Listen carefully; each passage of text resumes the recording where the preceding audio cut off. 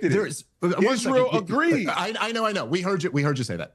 Anyway. No, you need to talk about that. Yeah, Israel you're wrong, agreed but okay. to every single two-state solution. Okay, yeah, right. Okay. Anyway, You're telling me I'm wrong?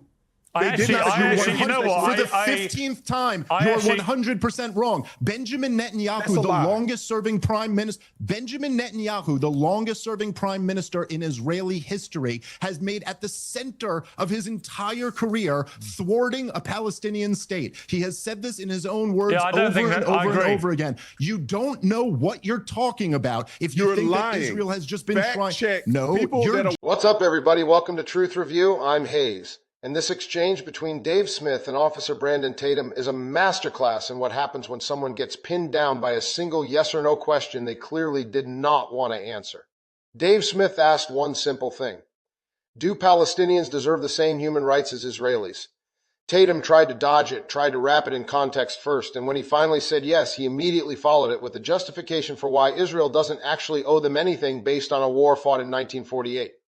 Then Tatum compared Palestinians under occupation to Native Americans on reservations, as if that was somehow a defense instead of an admission.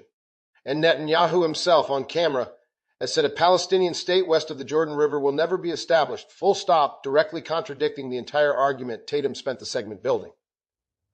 Hit subscribe because Truth Review follows the record, not the talking points. Now let's get into it. I want to go back to some of the things that Dave Smith said. You know, it sounds cute to act as if they're just indiscriminately bombing people. They're doing strategic strikes. They have to get approval to do strikes.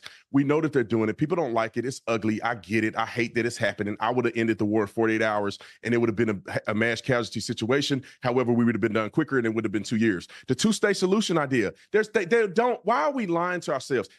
They don't want a two-state solution. They want Israel to be absolved. They do not want a Jewish state. They made it clear, I don't know for how many years.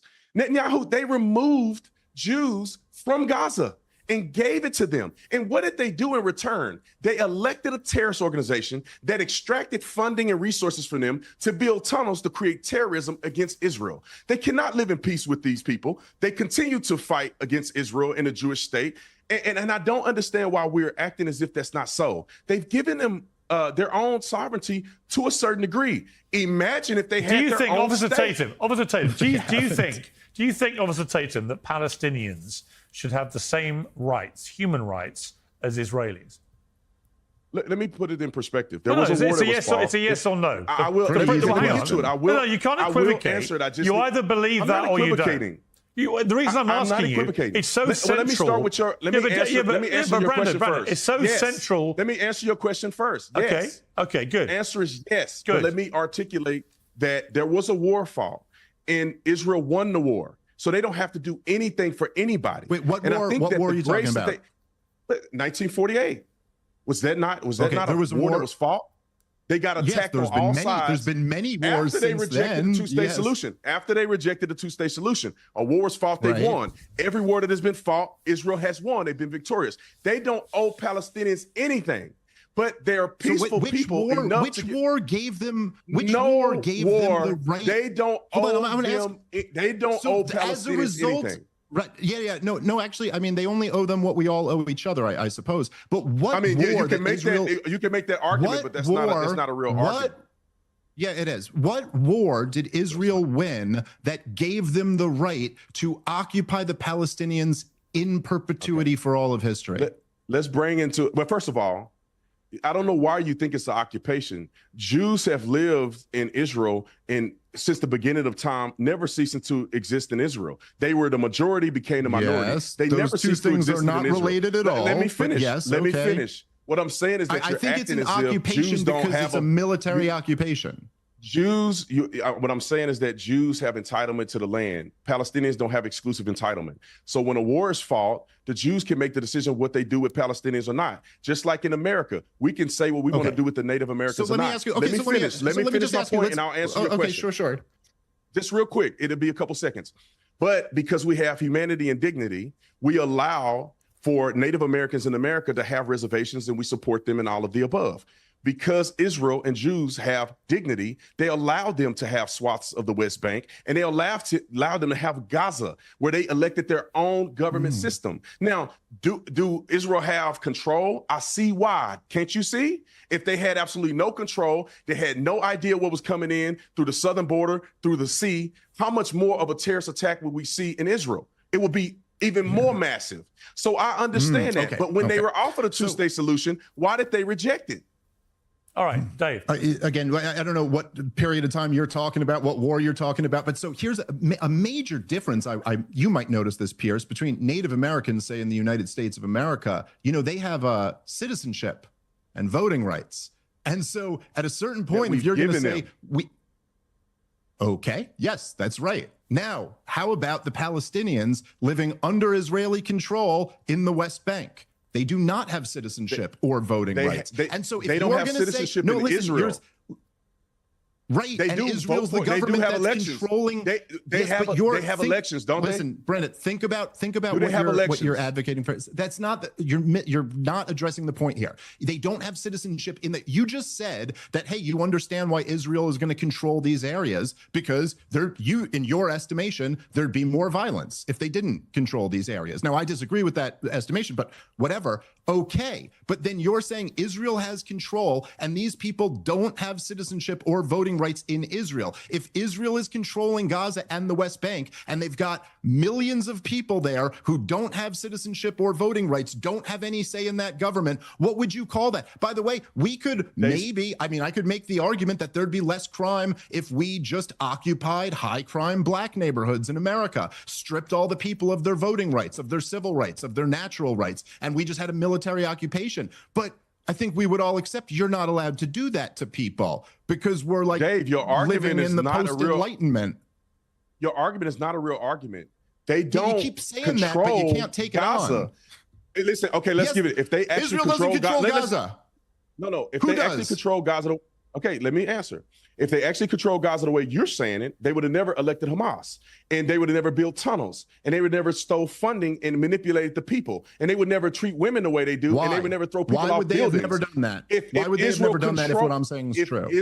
If Israel controlled them, they don't control them. They left them to their own devices. Okay, so just to be and in the West let's Bank, just be very clear. The PLO has manipulated the people. That's why they have a separate election in Gaza, because the PLO had manipulated the people in the West Bank, and they didn't want that governance. So they are governing themselves. Okay. However, you will never see. I've been to Israel. You will never see Jews in Palestine, or what you call the West Bank. You would never see them in Gaza. But there are hundreds of thousands of Arabs and Palestinians that work in Israel. I was there. I saw it. I'm even surprised October the 7th nobody's denying happened. that. No, yeah, everybody knows. Israel's what been 20%, I'm saying is that Israel is not treating Palestinians the way that people are acting like they are. Okay, They gave them freedom. Okay, I've got to do what they need to do. I've got to wrap things. I've got to wrap things. But I wanted to ask Dave one question before we wrap. It's just this.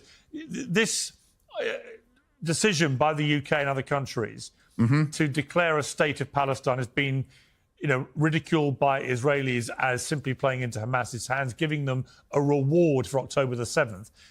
Is it meaningful to you at all? Well, I mean, yeah, I think it's somewhat I mean, look, it's obviously a gesture more than anything else, but I do think it's significant that there's at least the feeling that there's a need to make the gesture, I think is a result of public opinion shifting so greatly on this. But, I got to say to this, look, first of all, I'll just say a couple things. Number one, right after 9/11, it was Colin Powell, the wisest member of George W. Bush's government, which is not saying much, who went to George W. Bush and said, you got to do a two-state solution now.